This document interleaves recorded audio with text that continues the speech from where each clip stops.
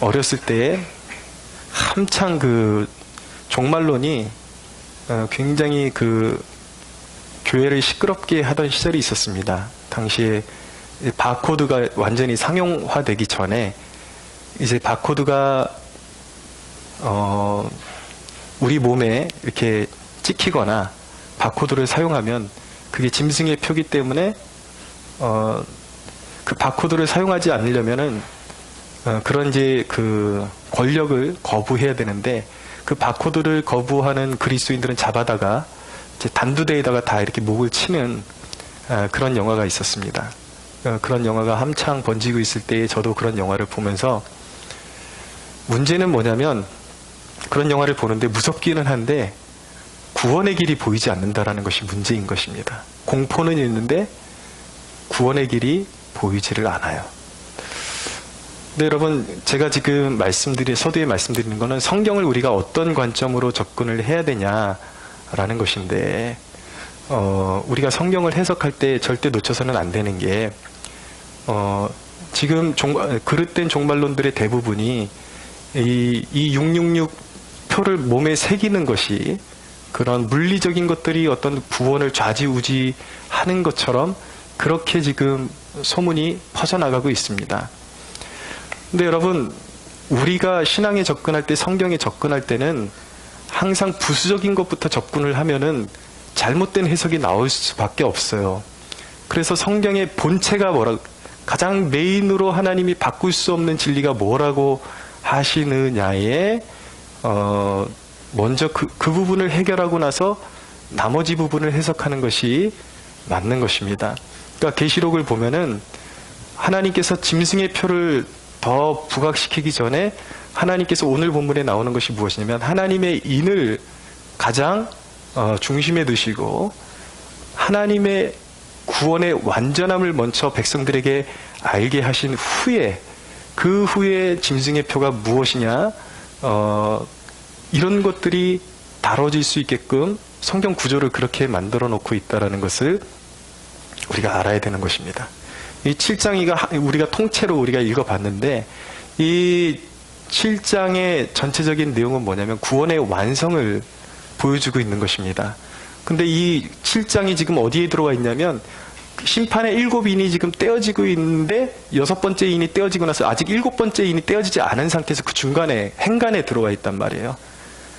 이게 사도 요한이 이게 실수가 아니라 무언가 전하고 싶은 메시지가 있기 때문에 이 심판이 진행되는 행간에 이 구원의 메시지가 들어와 있다라는데 우리가 눈여겨봐야 되는 것이죠.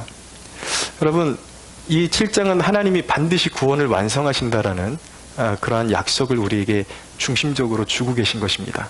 그럼 그 하나님의 이루시는 구원에 있어서 어떤 면을 오늘 본문이 부각시키고 있습니다. 어떤 면을 부각시키고 있느냐, 우리가 그것을 눈여겨보는 것이 굉장히 중요한 것이죠. 오늘 본문에서 첫 번째 보여주는 구원의 특징은 무엇이냐면요, 하나님의 보존하심, 구원에 있어서 보존하심을 우리에게 보여주고 있습니다. 1절에 3절을 볼게요. 이일 후에 내가 내 천사에게 땅 내 모퉁이에서 선 것을 보니 땅의 사방에 바람을 붙잡아 바람으로 하여금 땅에나 바다에나 각종 나무에 불지 못하게 하더라. 또 봄에 다른 천사가 살아계신 하나님의 인을 가지고 해 돋는 데로부터 올라와서 땅과 바다를 해롭게 할 권세를 받은 네 천사를 향하여 큰 소리로 외쳐 이르되 우리가 우리 하나님의 종들의 이마에 인치기까지 땅이나 바다나 나무들을 해하지 말라 하더라 라고 말씀하고 있습니다. 자, 이제 하나님이 천사를 통해서 이제 명령을 내리는데 땅을 해할 권세를 가진, 심판을 이행할 권세를 가진 네 천사에게 땅을 아직 해하지 말아라. 그러니까 바람을 불지 못하게 하라라고 명령을 내리고 있습니다. 여기서 바람이라는 것은 천재지변을 일으키는 그런 심판의 그런 모습을 나타내는 것이죠. 아직 바람을 불지 말아라.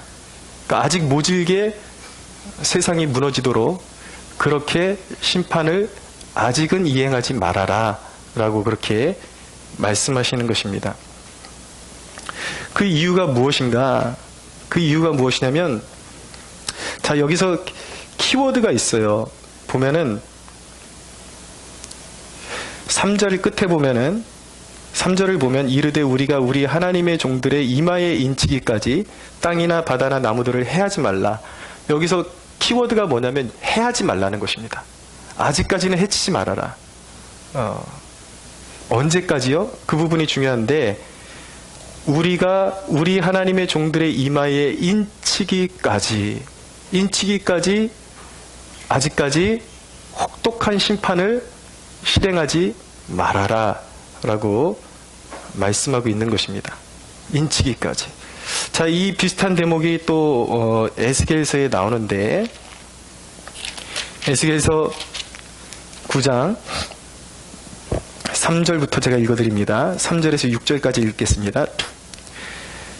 그룹에 머물러 있던 이스라엘 하나님의 영광이 성전 문 지방에 이르더니 여호와께서 그 가는 베옷을 입고 서기관의 먹그릇을 찬 사람을 불러 여호와께서 이르시되 너는 예루살렘 성읍 중에 순행하여 그 가운데서 행하는 모든 가증한 일로 말미암아 탄식하며 우는 자의 이마에 표를 그리라 하시고, 그들에 대하여 내 뒤에 이르시되 너희는 그를 따라 성읍 중에 다니며 불쌍히 여기지 말며 긍휼을 여기지 말고 베풀지 말고 쳐서 늙은 자와 젊은 자와 처녀와 어린이와 여자를 다 죽이되 이마에 표 있는 자에게는 가까이 하지 말라. 내 성소에서 시작할지니라 하시매 그들이 성전 앞에 있는 늙은 자들로부터 시작하니라 말씀하고 있어요. 그러니까 구약이나 신약이나 하나님께서 심판을 이행하시는 방법, 구원하시는 방법이 동일하다라는 것입니다. 무엇이냐면 하나님의 종들의 이마에 인을 쳐주시고 그 인침이 있는 백성들은 결코 그 누구도 건들지 못하게 하신다라는 것이죠. 예, 이게 지금 환란이 진행되는 중에 주시는 메시지라는 것을 기억하십시오. 여기서 하나님의 종들이 누구입니까? 하나님의 종들은 구별된 자들이에요. 세속에 물들지 않은 하나님의 백성들, 자기를 구별한 사람들, 그리고 하나님을 경외하고 사랑하는 사람들. 이 이야기는 무엇입니까? 바로 그리스도 예수 안에 있는 자들. 이 자들은 결코 그 누구도 건들 수 없다라는 것입니다. 이것이 진리인 것이죠.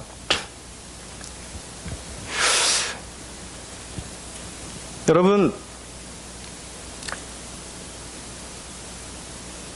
요한복음에 보면은 요한복음 10장을 읽어드립니다. 10장 27, 28절입니다. 내 양은 내 음성을 들으며 나는 그들을 알며 그들은 나를 따르느니라. 내가 그들에게 영생을 주노니 영원히 멸망하지 아니할 것이요 또 그들을 내 손에서 빼앗을 자가 없느니라 라고 말씀하고 있습니다. 빼앗을 자가 없다. 그리스도 예수 안에 있는 자를 결코 그 누구도 빼앗을 수 없다. 사망이나 생명이나 권세자들이나 천사들이나 현재일이나 장래일이나 높음이나 깊음이나 그 어떤 피조물이라도 우리를 그리스도 예수 안에 있는 하나님의 사랑에서 결코 끊을 수 없으리라. 할렐루야. 예, 이것이 굉장히 중요한 대목이라는 것입니다. 그럼 누가 인침을 받은 사람이냐? 아까 요한복음 읽어드렸는데 내 양은 내 음성을 들으며 라고 말씀하고 있습니다.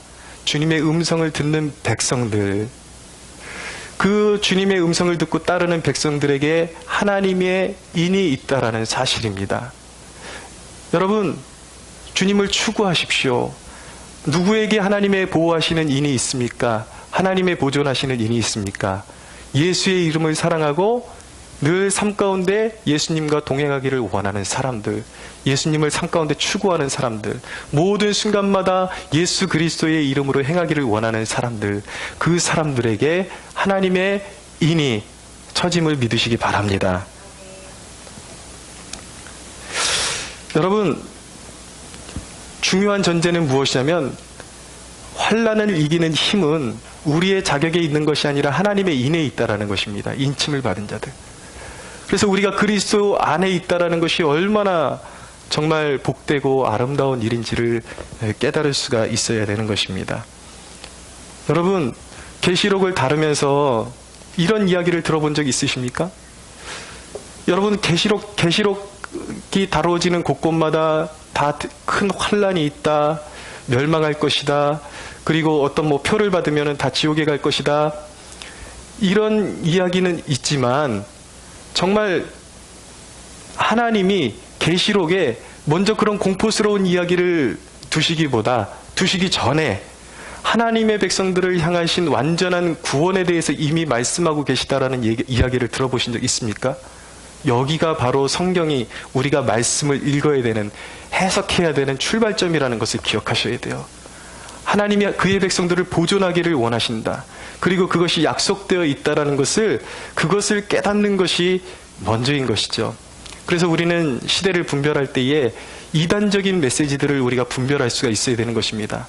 물론 우리는 세상에 대해서 경고해야 되지만 그것이 순서가 잘못되면 안 된다라는 거예요. 믿지 않는 자들에게 물론 경고해야 되지만 하나님의 그 백성들을 향한 하나님의 뜻은 무엇인가? 하나님이 지켜주신다라는 것이 우선된다라는 것을 여러분들이 알고 있어야 되는 것입니다. 이단적인 메시지가 특징이 무엇입니까? 그것은 하나님의 능력보다 인간 스스로의 노력을 더 중요시하게 만들거나 아니면 하나님의 크심보다 공포스러움을 먼저 부각시켜서 하나님의 크심을 보지 못하게 하는 것들, 이런 것들이 이단적인 메시지의 특징이라는 것을 기억하셔야 돼요. 특별히 가장 무서운 것은 무엇이냐면 성경을 보여주는데 이 성경을 해석하고 그런 이 성경을 묵상하는 데 있어서 성령 안에서 자율적인 적용이 가능하도록 설교를 해주는 것이 아니라 사람들을 어떤 프레임에 가두어 버리는 설교가 가장 무서운 것입니다. 무엇이냐면 이 계시록을 설교하면서 몇 년 후에는 이런 일이 벌어지고 몇 년 후에는 이런 일이 벌어지고 이런 어떤 세상에서 일어나지도 않았지만 다 추측이에요. 근데 그것이 정론인 것처럼 하면서 거기에 시선을 다 빼앗겨 버리도록 프레임을 짜주는 것. 그래서 그 프레임에 대해서 동의를 안 하는 사람들에 대해서 함부로 배도라고 낙인 찍는, 이게 가장 무서운 잘못된 설교들인 것입니다.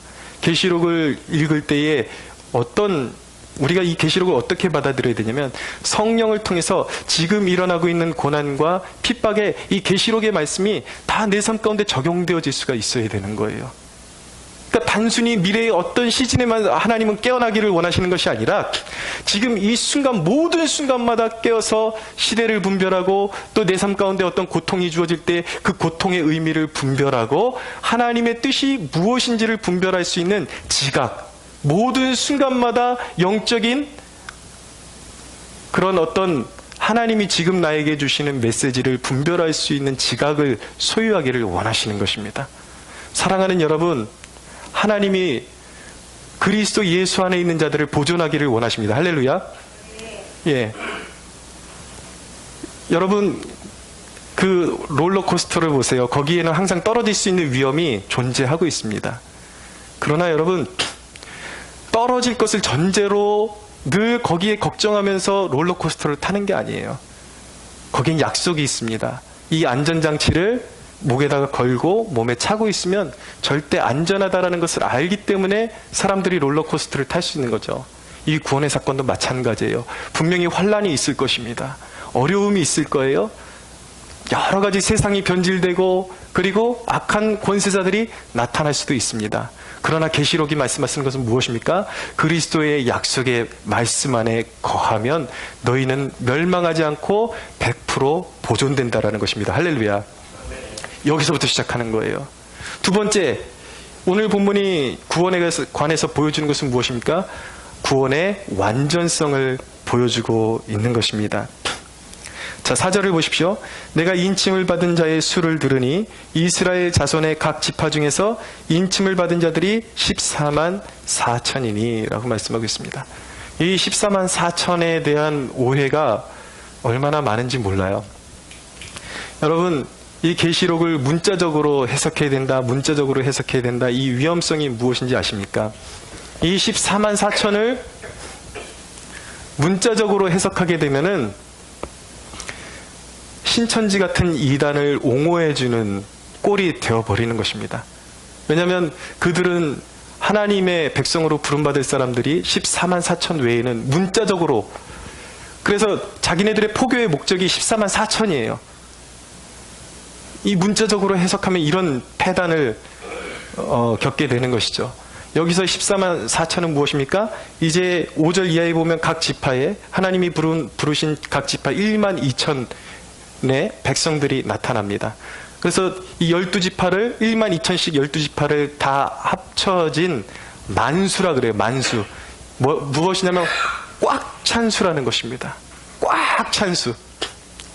그래서 여러분, 이것이 의미하는 것은 하나님이 구원하기 시기로 작정하신 모든 세대의 모든 하나님의 약속과 계획 가운데 있는 백성들이 실패함 없이 하나님 품으로 돌아오게 될 것이라는 약속의 말씀인 것입니다. 할렐루야. 예, 구원에는 실패가 없다라는 데 여기에 초점이 있는 것입니다.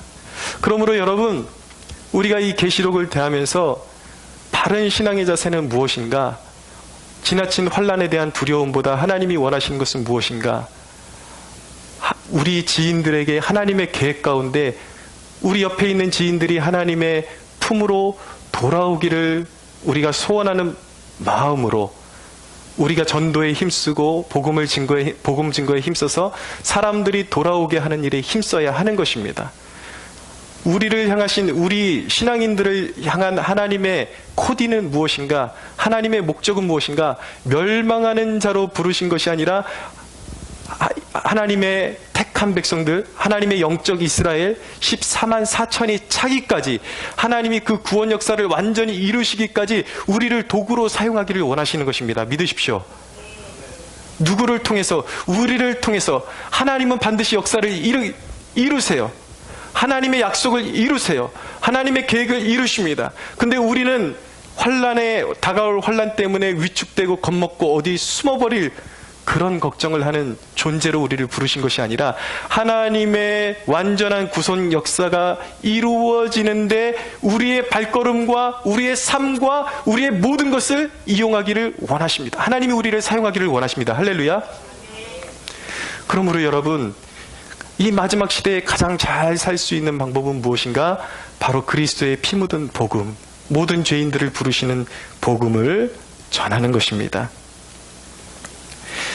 또 9절을 보세요. 이것이 반복되고 있어요. 이후에 내가 보니 각 나라와 족속과 백성과 방언에서 아무도 능히 셀 수 없는 큰 무리가 나와 흰 옷을 입고 손에 종려가지를 들고 보좌 앞과 어린 양 앞에 서서 큰 소리로 외쳐 이르되 구원하심이 보좌에 앉으신 우리 하나님과 어린 양에게 있도다. 할렐루야. 예, 하나님의 계획은 완전하다라는 것입니다.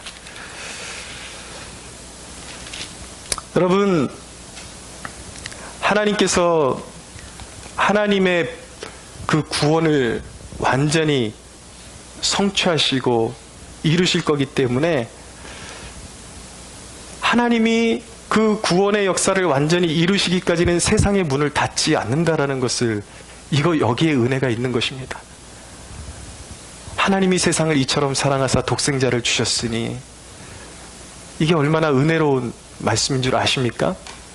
사랑하는 여러분, 그러므로 여러분들 주위에, 가정에 믿지 않는 우리 자녀들, 제가 교제하는 분들 중에는 그 자녀들이 아직은 이단에 빠져가지고 그 마음고생이 심한 분들이 있습니다. 그러나 두려워하지 말고 기도하십시오. 그 구원이 어디서 이루어지는가? 그 구원을 이루시는 것이 바로 어린 양의 보좌, 하나님의 보좌임을 믿으시기 바랍니다. 구원하심이 보좌에 앉으신 우리 하나님과 어린 양에게 있어요. 구원의 시작, 구원의 인도, 구원의 끝이 바로 어린 양의 주도하에 이루어지고 있다는 것이고, 그 구원이 완전히 이루어지기까지 하나님이 세상의 역사를 마감하지 않으신다는 것. 아직 시간이 있습니다. 두려워할 것이 아니라 우리 가족을 위해서, 여러분들의 가족을 위해서 기도하십시오. 완전한 구속의 계획을 이루시는 하나님이 그 모든 구속의 역사를 이루어 주실 줄로 믿으시기 바랍니다. 그래서 오히려 우리는 꿈꿔야 되는 것이 무엇인가? 여러분, 마지막 날에는, 여기에는 마지막 날에 대한 그런 환상, 비전이 여기에 함께하고 있는 거예요. 마지막 날에는요, 모든 구원받은 백성들, 모든 족속과 모든 백성과 모든 방언 가운데 예수 그리스도의 보혈의 능력으로 구원받은 영혼들과 천상의 존재들, 구원받은 자들을 대표하는 천상의 장로들과 내 생물과 모든 천사들이 함께 모여서 12절에 이르되 아멘, 찬송과 영광과 지혜와 감사와 존귀와 권능과 힘이 우리 하나님께 세세토록 있을지어다 아멘이라고 말하고 있는 것입니다. 여러분, 우리 구원이 이루어지는 그날, 우리 영혼이 천상의 천사들과 함께 하나님을 높여드리는 그날이 올 것입니다. 믿으십시오. 그날을 꿈꾸고 주와 함께 영원토록 동행하는 그러한 꿈을 잃어버리지 않는 여러분들이 되기를 축원합니다. 여러분, 이 7장은요, 우리에게 두 가지 위로를 줍니다. 한 가지 위로는 무엇이냐면, 주님이, 하나님이 고난을 극복할 수 있는 힘을 우리에게 주신다라는 것입니다. 환난이 올 거예요. 자, 지금 이 대목이 환난의 인이 떼어지는 그 도중에 삽입되어 있다라는 것이 무엇을 의미하는 것일까? 하나님의 마음을 읽을 수가 있어야 되는 것입니다. 세상에 환난이 올 거지만 하나님이 하나님의 백성들에게 보여주시는 것은 무엇이냐면 염려하지 말라는 거예요. 내가 너를 지킬 것이다라는 거예요. 내가 너희를 보존할 것이다라는 것입니다. 자, 13절을 보십시오.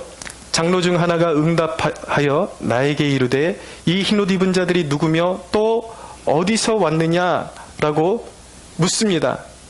그랬더니 사도 요한이 대답합니다. 14절에 내가 말하기를 내 주여 당신이 아시나이다 하니 그가 나에게 이르되 이는 큰 환난에서 나오는 자들인데 어린 양의 피에 그 옷을 씻어 희게 하였느니라 라고 말씀하고 있어요. 세상 끝에 어린 양의 피로 말미암아 보존되어서 나오는 하나님의 백성들에 대한 환상을 말씀해 주시는 거예요.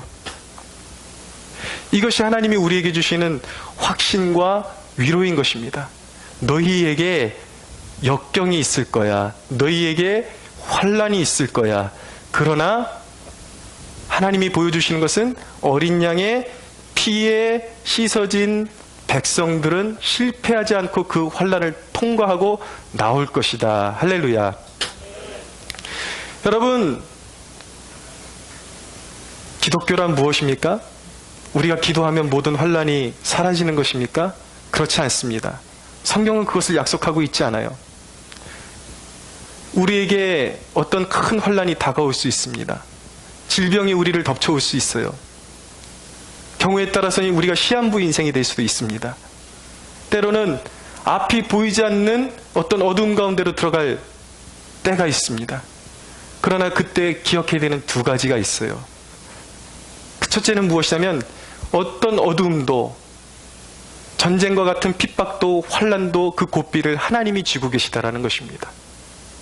여러분 가운데 앞이 보이지 않는 역경과 환난이 올 때 첫 번째로 기억하십시오. 하나님이 그 역경의 고비를 쥐고 계십니다. 그것을 믿으셔야 돼요. 두 번째는 무엇이냐면 잠잠하라는 것입니다.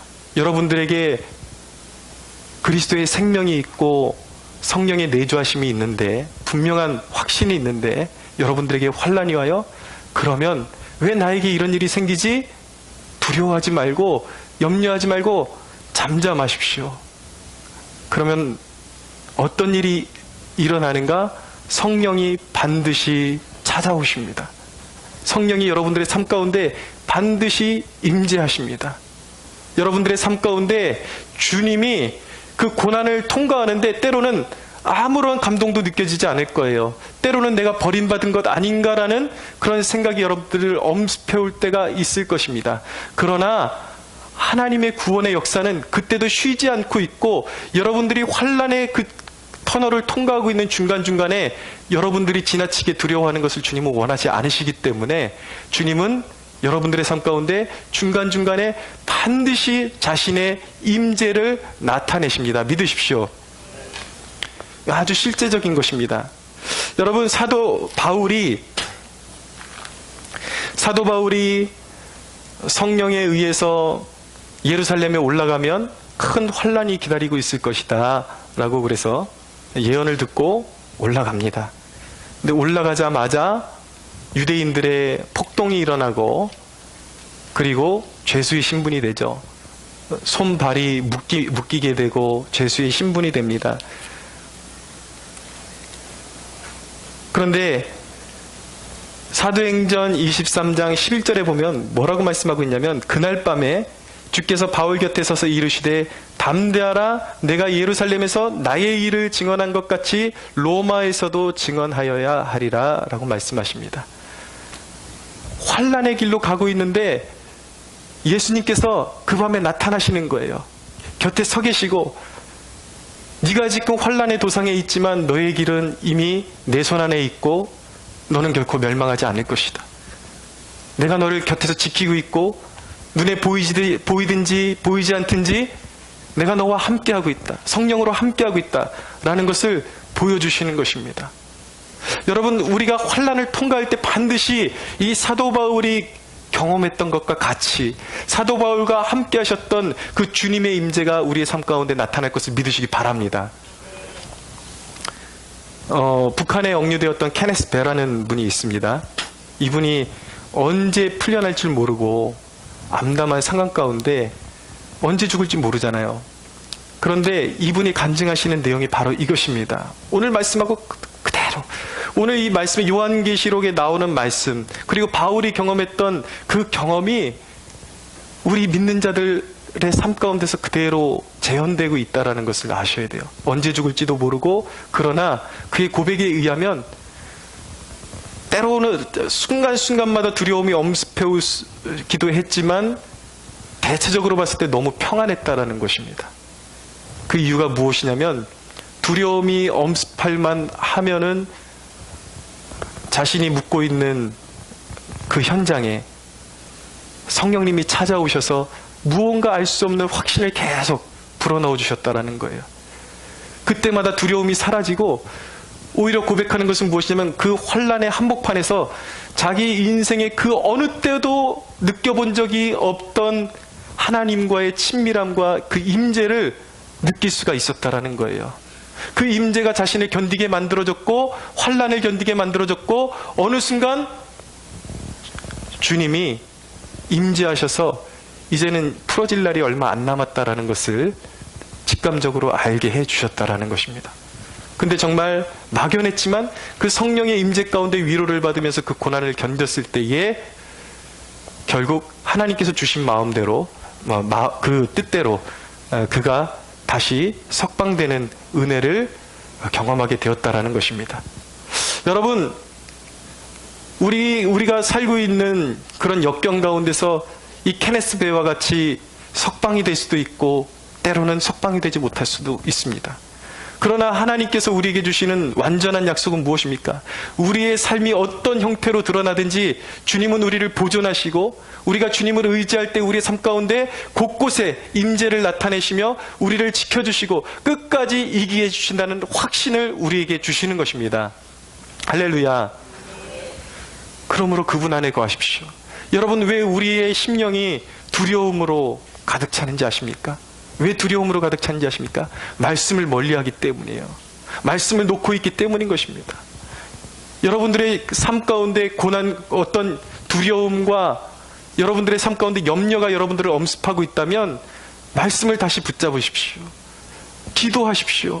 앉으나 서나 어디에 있든지 하나님의 말씀을 마음에 새기고 입술로 읊조리고, 시간이 날 때마다 일터에서도 그냥 이 말씀을 놓지 말고 순간순간마다 하나님의 말씀을 묵상하는 습관을 들이십시오. 말씀을 읽고 여러분들이 기도의 줄을 붙잡을 때에 거룩하신 하나님이 여러분들의 삶 가운데 임재하시고 여러분들에게 어떠한 상황도 이겨낼 수 있는 담대한 확신을 여러분들에게 부어주실 줄로 믿으시기 바랍니다.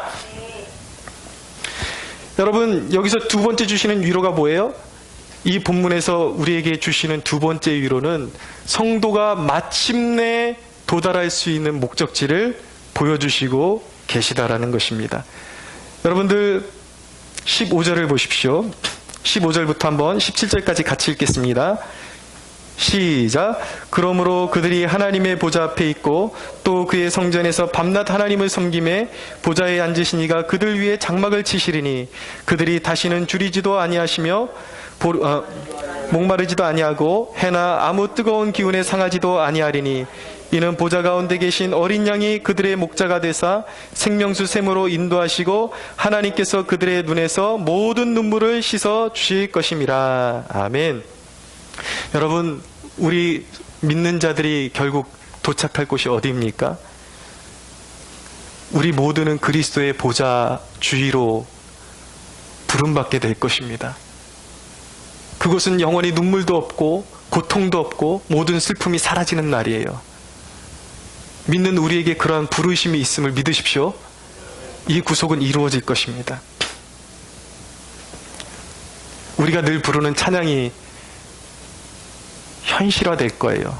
그리고 그 부르는 찬양처럼 하나님은 그렇게 구속 역사를 이어가고 계십니다. 주님 결코 우리를 떠나시지 않네. 주님 결코 우리를 포기하지 않네.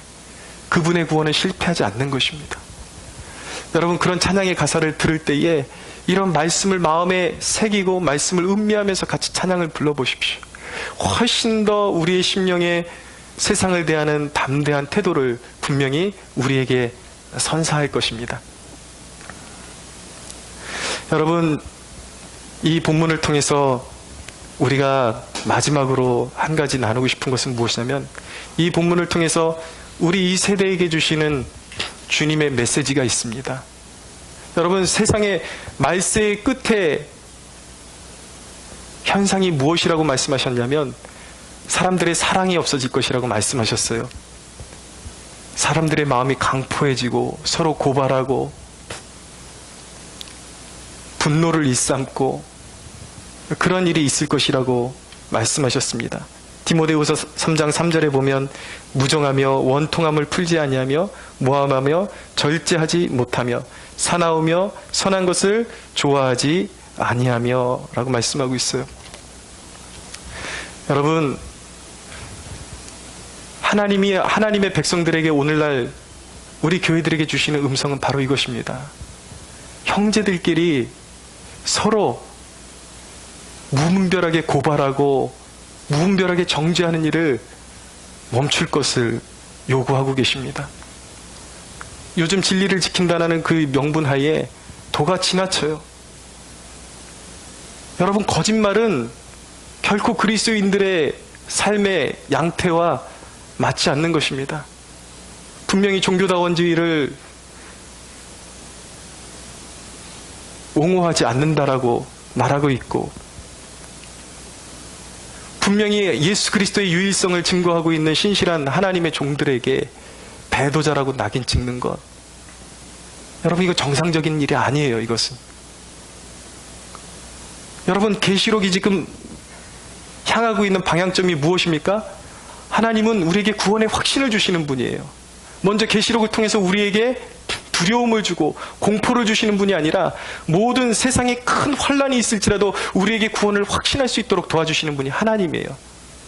계시록의 목적은 구원에 있는 것입니다. 교회가 존재하는 이유가 무엇입니까? 물론 제가 말씀드리는 이 중심은 여러분들이 잘 아시리라고 믿습니다. 우리는 여러분, 우리의 신앙을 팔아먹고 영적인 음행을 저지르는 그런 일을 용납할 수가 없어요.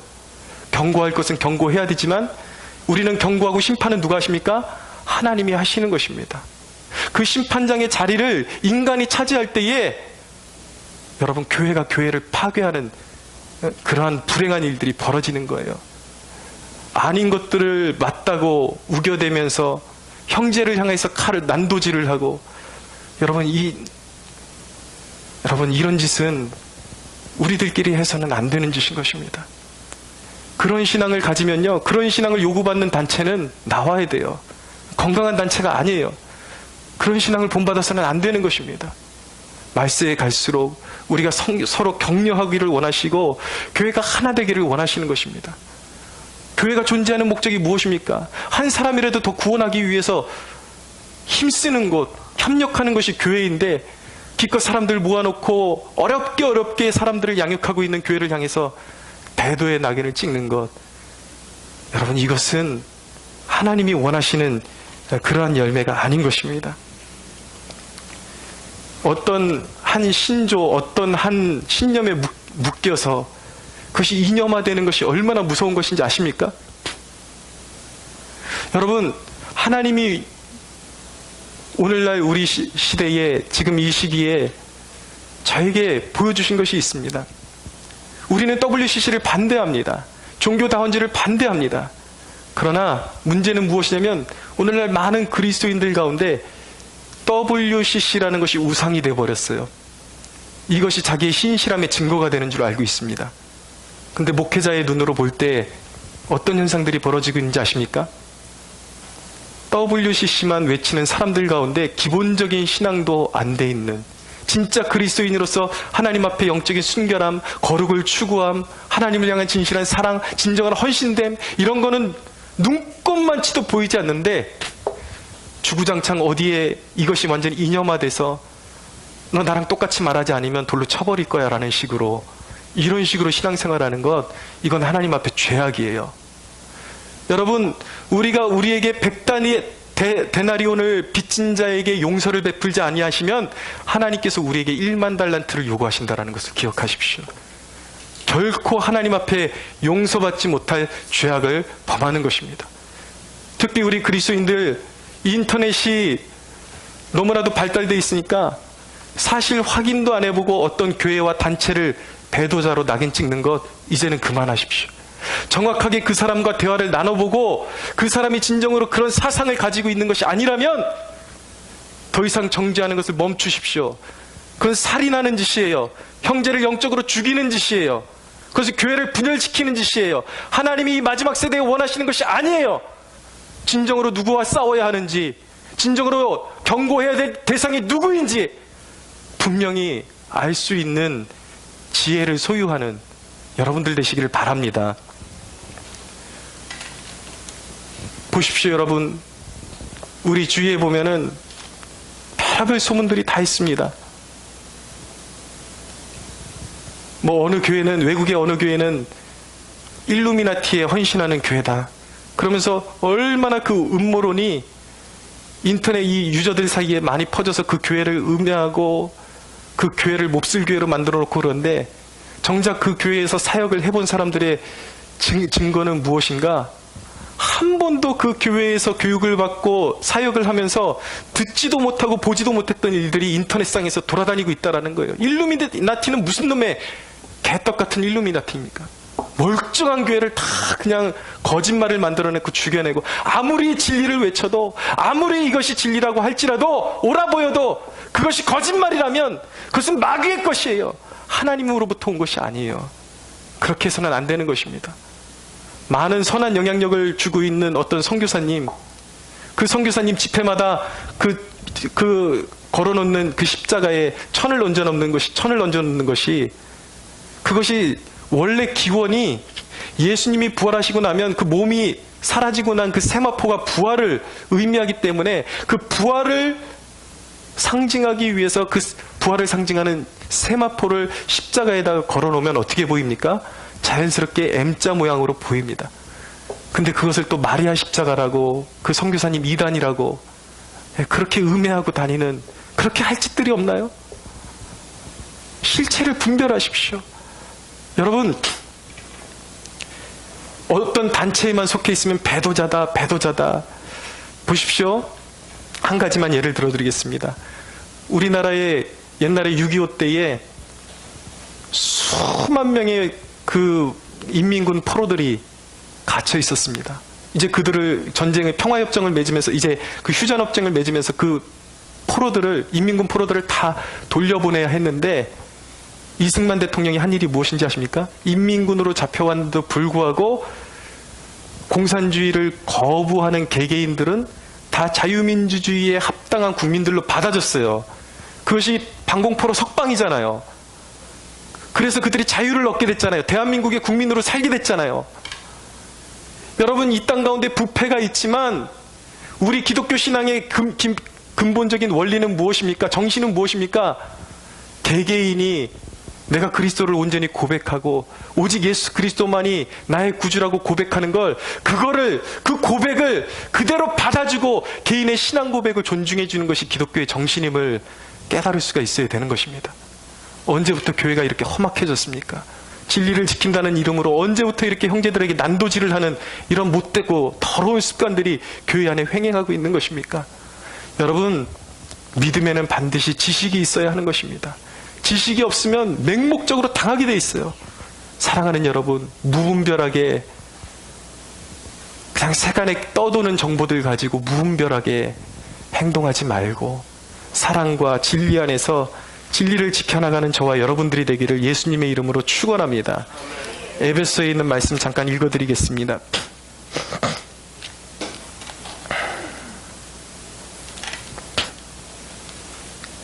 에베소 4장 31절 32절입니다. 너희는 모든 악독과 노함과 분냄과 떠드는 것과 비방하는 것을 모든 악의와 함께 버리고 서로 친절하게 하며 불쌍히 여기며 서로 용서하기를 하나님이 그리스도 안에서 너희를 용서하신 것 같이 알아 라고 말씀하고 있습니다. 여러분, 오늘 이 본문을 통해서 다른 거 다 기억 못해도 하나님이 어떤 분인지 한 가지만 기억하십시오. 하나님은 어떤 분인가? 두려워 떠는 자들에게 확신을 주시는 분이십니다. 예수 그리스도는 어떤 분입니까? 두려워하고 환난을 당하는 환난 속에서 염려와 근심 가운데 있는 백성들에게 반드시 내가 너를 구원할 것이라는 확신을 주시는 분이 우리 주 예수 그리스도이십니다. 할렐루야. 그러면 우리는 그리스도의 보혈로 말미암아 하나님의 자녀되었기 때문에 우리는 어떻게 살아야 하는 것입니까? 혼란한 세상 가운데 같이 동요하고 세상의 그런 휩쓸리는 세상 가운데 같이 두려워하고 같이 근거 없는 소문을 퍼뜨리고 그러는 것이 아니라 두려워 떠는 자들에게 우리에게 주신 소망의 이유를 말해주고 사람들에게 확신으로 두려워 떠는 자들을 일으켜 세워주는 것, 그것이 진정한 그리스도인들이 감당해야 될 삶의 자세라는 것을 기억하는 축복이 있기를 예수 그리스도의 이름으로 축원합니다. 우리 하나님께 영광의 박수 올려드리겠습니다.